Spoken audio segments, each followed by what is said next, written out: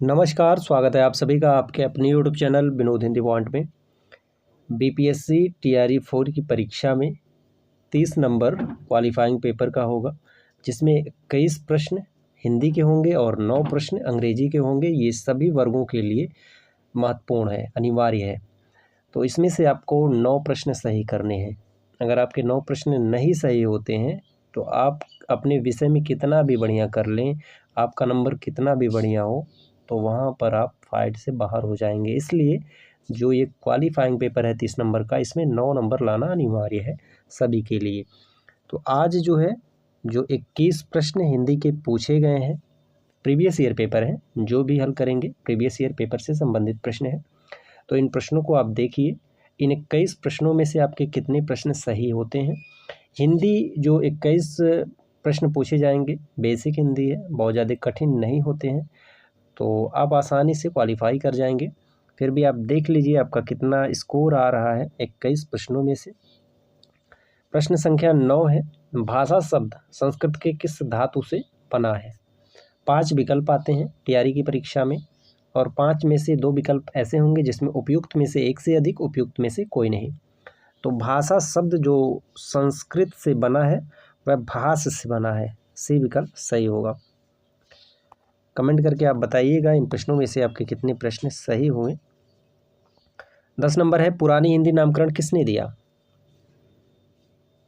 पुरानी हिंदी नामकरण चंद्रधर शर्मा गुलेरी।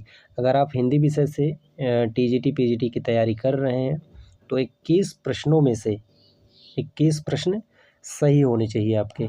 अगर आप सीरियस कैंडिडेट हैं, वाकई में आप टीजीटी पीजीटी की तैयारी कर रहे हैं, तो इन 21 प्रश्नों में से 21 प्रश्न सही होने चाहिए।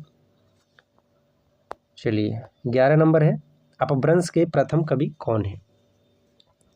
तो अपभ्रंश के प्रथम कवि हैं स्वयंभू, और इन्हें जो है हिंदी का प्रथम कवि माने हैं रामकुमार वर्मा। सरापात को हिंदी का प्रथम कवि माने हैं राहुल सांकृत्यायन। पुष्पदंत को हिंदी का प्रथम कवि मानने वाले हैं शिव सिंह सेंगर। और राजा मुंज को जो है चंद्रधर शर्मा गुलेरी ने हिंदी का प्रथम कवि माना है। वहीं गणपति चंद्र गुप्त ने शालिभद्र सूरी को हिंदी का प्रथम कवि माना है। चलिए बढ़ते हैं अगले प्रश्न की तरफ। अगला प्रश्न है, हिंदी भाषा की उत्पत्ति किससे हुई है। तो ये सब बेसिक प्रश्न है। तो हिंदी भाषा की उत्पत्ति हुई है सौरसेनी अपभ्रंश से, बी विकल्प सही है। 13 नंबर है, हिंदी भाषा का इतिहास पुस्तक के लेखक कौन है। धीरेन्द्र वर्मा, रामचंद्र शुक्ल, किशोरी दास वाजपेयी, या फिर जो अन्य 2 विकल्प हैं उनमें से कोई। तो इसका सही उत्तर हो जाएगा धीरेन्द्र वर्मा। हिंदी भाषा का इतिहास, आचार्य रामचंद्र शुक्ल का इतिहास, हिंदी साहित्य का इतिहास 1929 में लिखा गया। चलिए प्रश्न संख्या 14 है, विस्तृत व्याख्या भी दी गई है जो अन्य विकल्प हैं। किशोरी दास वाजपेयी ने ब्रज भाषा का व्याकरण, राष्ट्रभाषा का प्रथम व्याकरण तथा हिंदी शब्दानुशासन नामक कृतियों की रचना की। 14 नंबर है, पश्चिमी हिंदी की उत्पत्ति किस अपभ्रंश से हुई है। तो इसका सही उत्तर हो जाएगा सी, सौरसेनी अपभ्रंश। मागधी से जो है बिहारी हिंदी की उत्पत्ति हुई है, अर्धमागधी से पूर्वी हिंदी की उत्पत्ति हुई है। प्रश्न संख्या 15 है, खड़ी बोली हिंदी का प्रथम महाकाव्य कौन सा है। तो इसका सही उत्तर हो जाएगा प्रिय प्रवास, अयोध्या सिंह उपाध्याय हरिऔध का है, 1914 ईस्वी में लिखा गया।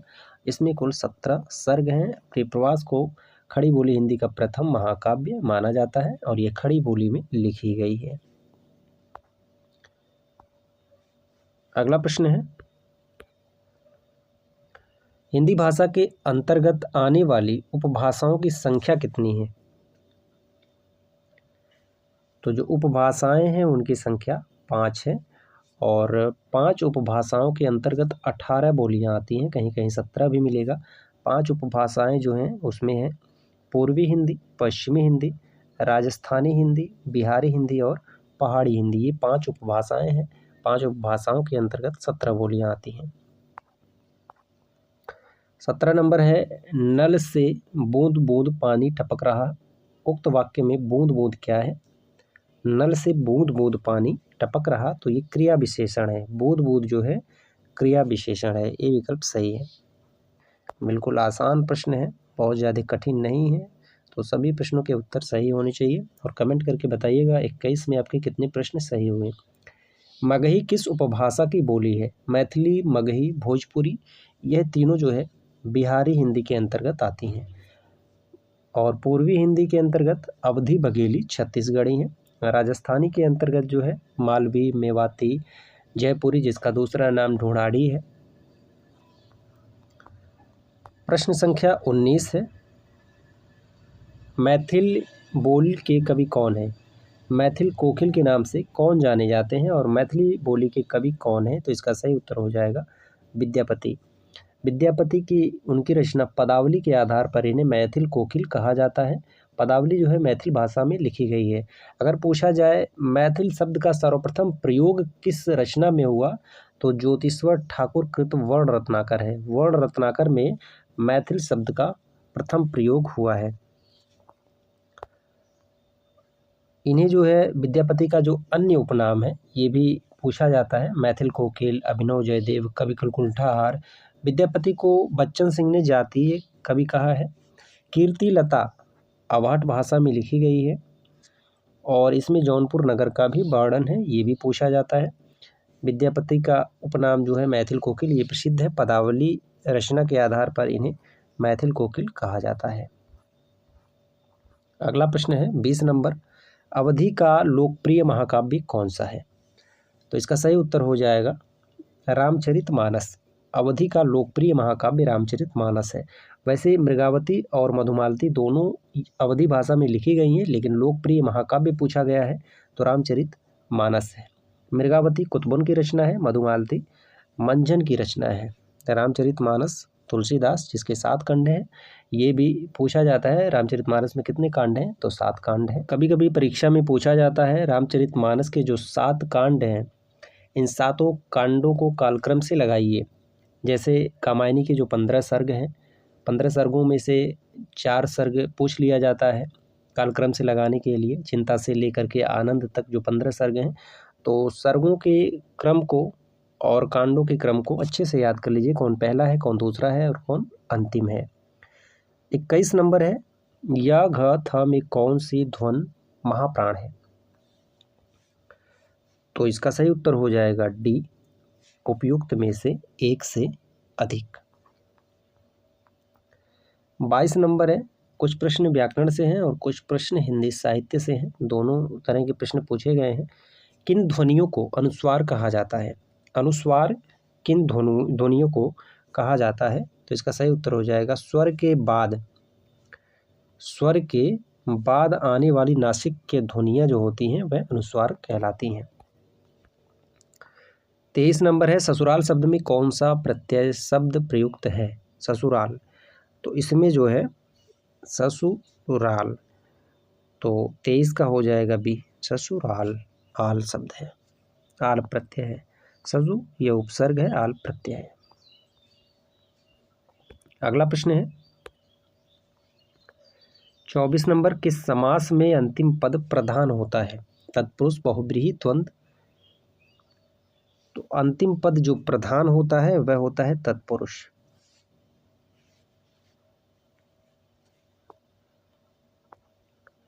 25 नंबर, अनिकार्थी शब्द टीका का अर्थ कौन सा नहीं है?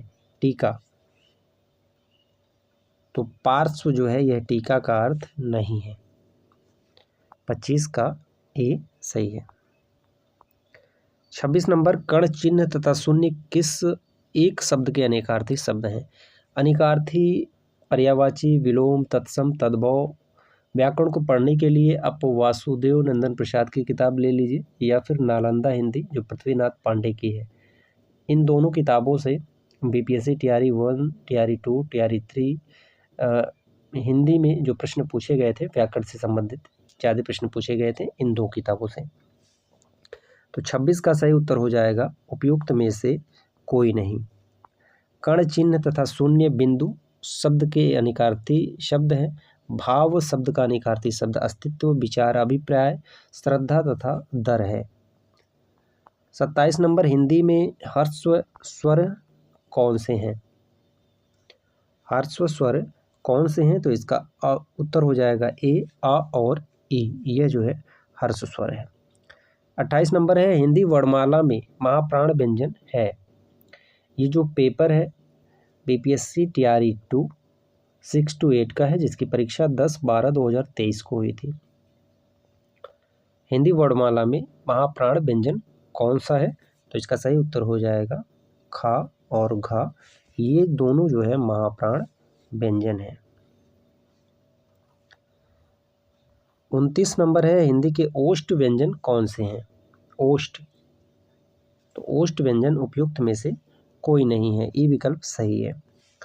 ओष्ठ वर्ण में जो है दोनों ओठों के स्पर्श से बोले जाने वाले वर्ण जो है ओष्ठ कहलाते हैं। ऊ, छोटा ऊ, बड़ा ऊ, पा, फा, बा, भा, मा, ये सभी ओष्ठ वर्ण है। 30 नंबर है, संविधान सभा द्वारा हिंदी को भारत की राजभाषा के रूप में कब स्वीकार किया गया? तो 14 सितंबर 1949 को संविधान सभा द्वारा हिंदी को भारत की राजभाषा के रूप में स्वीकार किया गया और 14 सितंबर को हम हिंदी दिवस के रूप में मनाते हैं। ये थे 30 प्रश्न जो TRE 4 की परीक्षा में पूछे जाएंगे। 30 प्रश्न कंपलसरी हैं, जिसमें से 21 प्रश्न हिंदी के होंगे, 9 प्रश्न अंग्रेजी के होंगे। बाकी जो आपका विषय होगा, जिस विषय से आप TRE 4 की तैयारी कर रहे हैं या परीक्षा देंगे, उससे संबंधित 80 प्रश्न पूछे जाएंगे और 40 प्रश्न GS GK के होंगे। GS GK के 5 भागों से प्रश्न पूछे जाएंगे, जिसमें विज्ञान है, गणित, भूगोल, इतिहास, करंट अफेयर से संबंधित जो है कुल 40 प्रश्न पूछे जाएंगे। बाकी 80 प्रश्न आपके विषय से होंगे। वीडियो पसंद आया हो तो वीडियो को आप शेयर करें, और हाँ, आप भी BPSC TRE 4 की तैयारी कर रहे हैं तो आप चैनल को सब्सक्राइब कर लीजिए। मिलते हैं अगले वीडियो में नए प्रश्नों के साथ, तब तक के लिए नमस्कार।